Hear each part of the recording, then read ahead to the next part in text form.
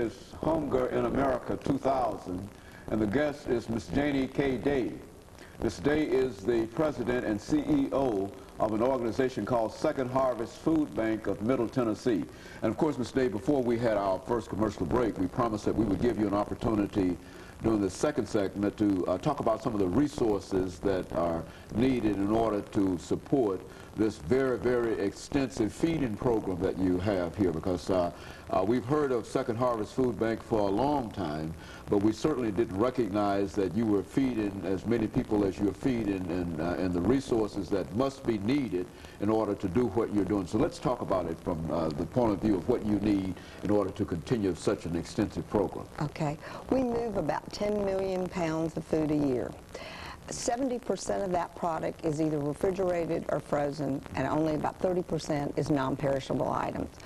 And so, as you can well imagine, it takes a large facility and an adequate facility to be able to accept that product and then move it through the system very quickly to those people that need it. We currently are in a warehouse off of 20th Avenue North. It's 54,000 square feet. But we're in the process of undergoing a capital campaign to build a new Second Harvest that would be located actually in the Metro Center area and would be over 120,000 square feet. And of course, as you can well imagine, that's going to cost us about $8.8 million to do that. And we are presently, have just begun the campaign, and we're at about $1.6 million collected so far. So we have a ways to go. But it costs us about $3.5 million a year to run our current facility that we're in and run all the programs that I just talked about, which takes a lot of resources to do that. And so we depend very heavily upon the public and private donations from individuals. We also depend on foundations to help support us. We do receive United Way dollars and United Way designations. We also have some federal grant money that we receive, but that's very limited. We also receive through federal grant money some USDA product and some monies to disperse that particular product. So really it takes an awful lot, as you can see, to be able to run an organization of our size and move that much through the system. We feed over 450,000 individuals a year on a regular basis, and that's pretty tremendous. And we do it with a small staff of about 35 individuals with all the different programs that we have going on. And so all of that activity, in a real sense, depends primarily upon the charity of the public, in a real sense, in that if they can give you the kind of resources that you find necessary, then you can do not only that job, but perhaps even a greater job. Is that what you're saying? Absolutely. In order for us to expand the service to those individuals that need it, we do depend upon private donations to help us. Over 70% of the money that we raise comes from the private community, from individuals, primarily from individuals, some from businesses, but primarily from individuals. And not only that, but we need food as well as dollars. We hold, enormous food drives throughout the year, because I think one thing that people don't understand is hunger is year-round. Hunger doesn't take a vacation. It's not just here during the holiday season, but we're serving people every single day in this community, and that takes lots of resources.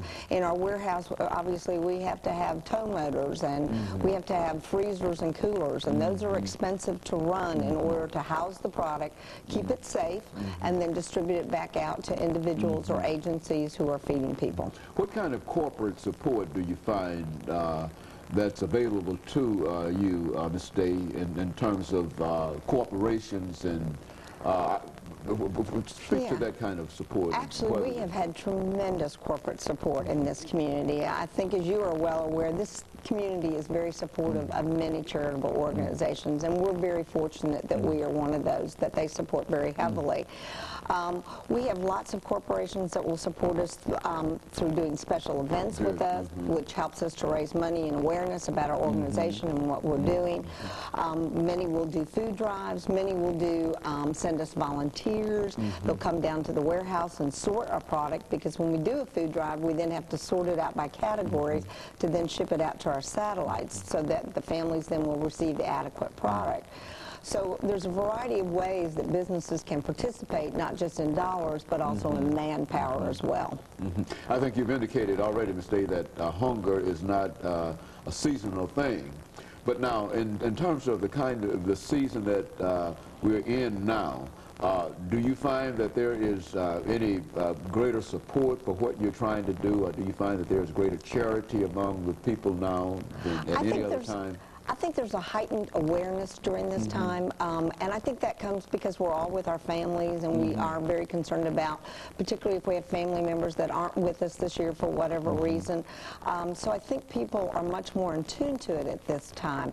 But people also are very supportive of our organization throughout the year. But we do see more donations come in, and as people are looking at their year-end contributions and where they want to put their money before the end of the tax year, you know, they'll consider various charities. And we've been very fortunate recipients of those individual Now, how would that dollars. work? How could an individual who wanted to perhaps do something for your organization in a cash-wise manner and at the same time deal with his federal income tax, what would you suggest that that individual Well, they can send us a check, and then within a week's time, they will get a receipt for that amount of money that they contributed. Their donation is 100% tax deductible, and that receipt will be, they can use that with their income tax purposes, and they'll get several mailings a year from us. We do a lot of direct mail with individuals, and we keep our donors regularly informed of the activities that we're doing.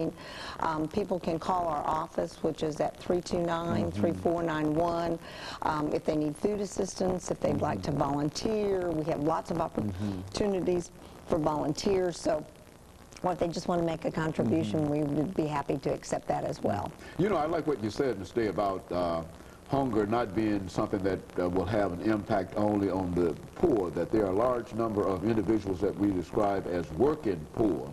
Absolutely. Who will need your assistance and whatever. And so what could you say to those folks? We've got about 56 seconds before our commercial break this period, but what could you say to some of those individuals who might need some support and help? That's what Second Harvest is here for. 50% of the clients that we serve in our emergency food box program are actually individuals that work. And they've had some unusual circumstance come up. Either they've had high medical bills, high utility bills, the car is broken down, and they need some extra assistance. And that's what Second Harvest was founded for, and that's what we're here to do, and we hope that they'll call us so that we can tell them where they can go. Okay, very good. And of course, we're getting ready for this second commercial break of the day, and then we'll come back and we'll give you about 6 minutes to wrap up this show for today. But I certainly appreciate the kind of information that you're giving us, because it has broadened my view in reference to what Second Harvest is all about, and I thought that I had a fairly good idea to begin with. And we'll be back with our audience following this short